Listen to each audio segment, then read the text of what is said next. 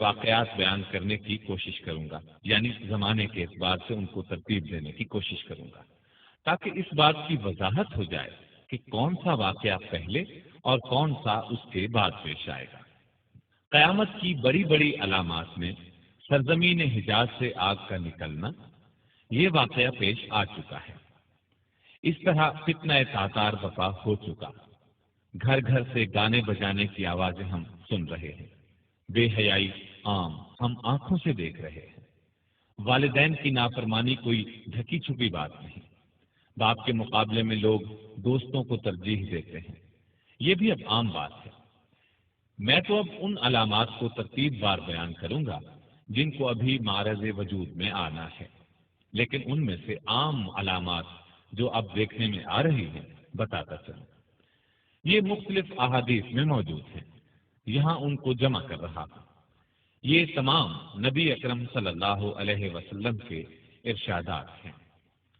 لوگوں پر ایک ایسا زمانہ آئے گا کہ دین پر قائم رہنے والے کی حالت اس شخص کی طرح ہوگی جس نے انگارے کو مٹھی میں پکڑ رکھا ہو۔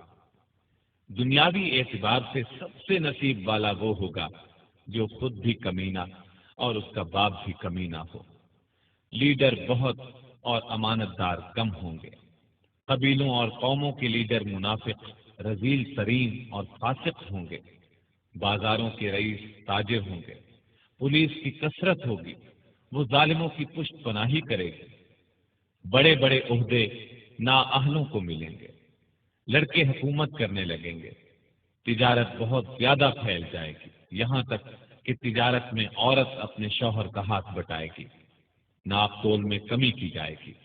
لکھنے کا رواج بہت بڑھ جائے گا، مگر تعلیم صرف دنیا کے لیے حاصل کی جائے گی۔ قرآن کو گانے بجانے کا آلہ بنا لیا جائے گا، یعنی گا گا کر پڑھیں گے۔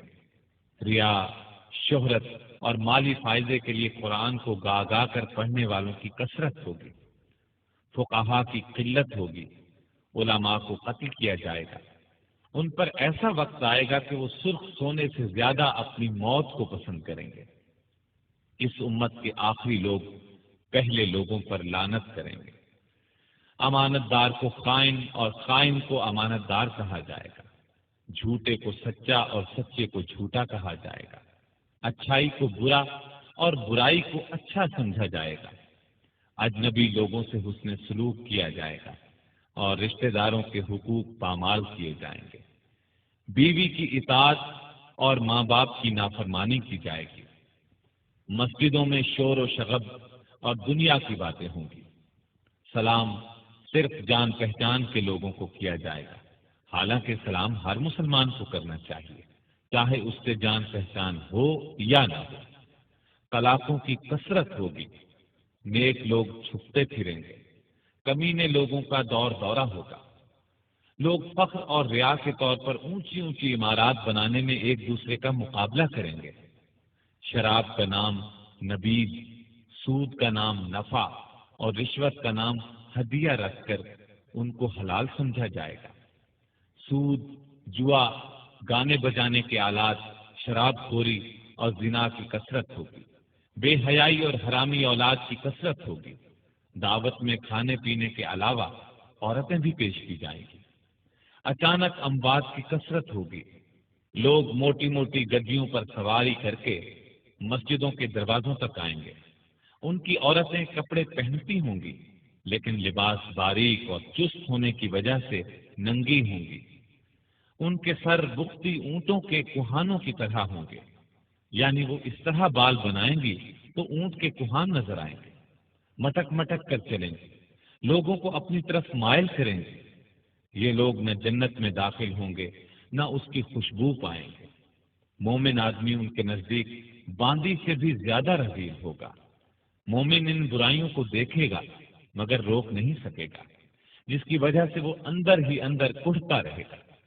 یہ تمام علامات نبی اکرم صلی اللہ علیہ وسلم نے اس زمانے میں بیان فرمائی جب ان کا تصور بھی مشکل تھا، لیکن آج ہم اپنی آنکھوں سے ان سب کو دیکھ رہے ہیں۔ کوئی علامت اپنی انتہا کو پہنچی ہوئی ہے، کوئی ابھی ابتدائی مرحلے میں ہے۔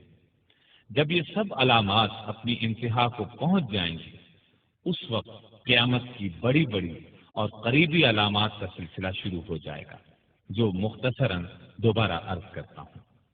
عیسیٰ علیہ السلام کی آمد سے قبل مسلمان امام مہدی کی قیادت میں رومیوں سے جنگ کریں گے اور جنگ میں قسطنطینیہ کو فتح کریں گے۔ جب یہ لوگ مال غنیمت جمع کر رہے ہوں گے تو شیطان کی طرف سے دجال کے نکل آنے کی جھوٹی خبر مشہور ہوگی۔ جب لشکر کے لوگ واپس شام پہنچیں گے تو دجال واقعی نکل آئے گا اور اس کے ساتھ 70,000 اصفہان کے یہودی ہوں گے۔ جب دجال کا فتنہ اپنے عروج پر ہوگا تو اس وقت عیسیٰ علیہ السلام کا دمشق کی مشرقی سمت سفید مینارے پر فجر کے وقت نزول ہوگا۔ عیسیٰ علیہ السلام دجال کا تعاقب کریں گے اور اسے لد کے مقام پر قتل کریں گے۔ عیسیٰ علیہ السلام صلیب کو توڑیں گے اور یہودیوں کو چن چن کر قتل کریں گے اور خنزیر کو قتل کریں گے۔ ان کے زمانے میں کوئی بھی غیر مسلم نہیں رہے گا، تمام لوگ اسلام لے آئیں گے، ہر طرف امن و امان ہوگا، آپس میں پیار محبت ہوگا اور نفرت و بغض دلوں میں باقی نہ رہے گا۔ عیسیٰ علیہ السلام کے زمانے ہی میں یاجوج ماجوج نکلیں گے اور ہر طرف تباہی پھیلائیں گے۔ عیسیٰ علیہ السلام اللہ سے دعا کریں گے جس کے نتیجے میں وہ ہلاک ہو جائیں گے۔ عیسیٰ علیہ السلام اس دنیا میں 40 سال اور ایک روایت کے مطابق 45 سال رہیں گے۔ ان کے زمانے میں پوری دنیا میں ایک بھی کافر نہیں رہے گا، جہاد موقوف ہو جائے گا، نہ خراج وصول کیا جائے گا اور نہ جزیہ، مال و زر کی فراوانی ہوگی۔ جب آپ کی وفات ہوگی تو مسلمان آپ کی نماز جنازہ پڑھیں گے اور آپ کو دفن کریں گے۔ عیسیٰ علیہ السلام کی وفات کے بعد ایک جانور زمین سے نکلے گا جو لوگوں سے باتیں کرے گا۔ اس کے بعد زمین میں دھس جانے کے 3 واقعات ہوں گے، ایک مشرق میں، دوسرا مغرب میں اور تیسرا جزیرہ عرب میں۔ قیامت کی ایک بہت بڑی علامت یہ ہوگی کہ سورج ایک روز مغرب سے طلوع ہوگا، جسے دیکھتے ہی تمام کافر ایمان لے آئیں گے۔ لیکن اس علامت کے ظاہر ہونے کے بعد کسی کا ایمان لانا قبول نہیں کیا جائے گا اور گناہ گار مسلمانوں کی اس وقت کی توبہ بھی قبول نہ ہوگی۔ ایک خوشگوار ہوا چلے گی، وہ تمام مومنین کی روحیں قبض کر لے گی اور کوئی مومن پوری دنیا میں زندہ نہیں رہ جائے گا۔ پھر دنیا میں صرف بدترین لوگ رہ جائیں گے۔ وہ گدھوں کی طرح کھلم کھلا زنا کریں گے، پھر پہاڑ دھن دیے جائیں گے۔ بالآخر انہی بدترین لوگوں پر قیامت آئے گی۔ زمین نیچے سے اوپر تک کپ کپائے گی اور جتنے مردے اس میں ہیں سب کو نکال باہر کرے گی۔